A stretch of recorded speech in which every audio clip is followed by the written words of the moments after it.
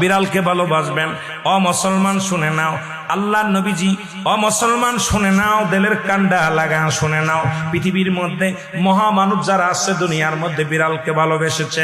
এই বিড়াল একটা গৃহপালিত পশুর মধ্যে পড়ে যায়, এটা এত প্রভুভক্ত হয়, এত মুসলমান শুনে নাও, বিড়ালটাকে অত্যন্ত মায়া করবেন। বিড়ালটা যদি দোয়া করেন, বিড়ালটাকে বিনা কারণে কোনো বিষ দিয়ে মারবেন না, কোনো কিছু দিয়ে মারবেন না।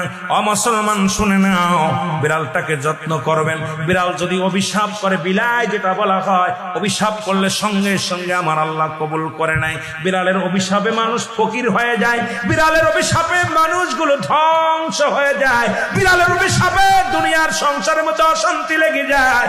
বিড়ালকে ভালোবাসলে, ও মুসলমান শুনে নেও, এই বিলাইকে ভালোবাসলে, বিলাই যদি দোয়া করে, বিলার দোয়ায় আল্লাহ দরবারে অনেক ফায়দা লুটতে পারবেন। জোরে জোরে চিল্লায় বলা যাবে না মারহাবা।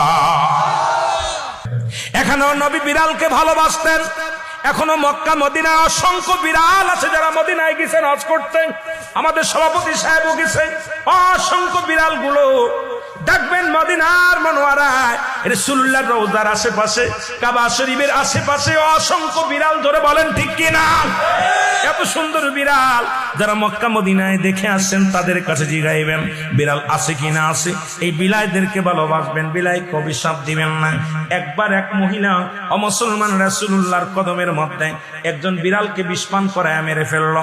রাসূলুল্লাহ তখন সংসারের মধ্যে অশান্তি অমঙ্গল শুরু হলো। নবীর কদমে আসলেন, ইয়া রাসূলুল্লাহ, ইয়া হাবিবাল্লাহ, আমাদের অশান্তির কারণ কি?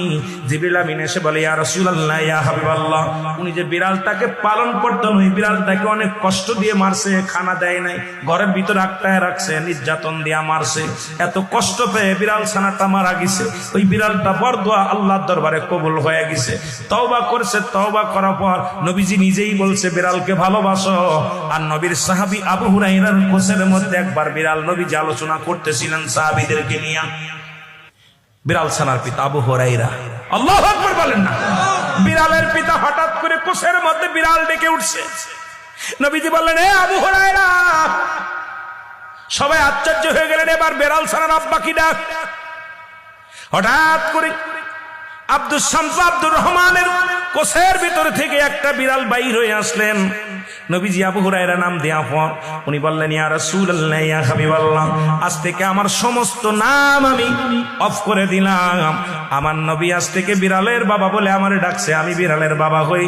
জগৎ বিখ্যাত একজন সাহাবী, যিনি পৃথিবীর মধ্যে বিড়াল ছানার পিতা নামে আখ্যায়িত। জোরে জোরে চিল্লায় বলেন মারহাবা।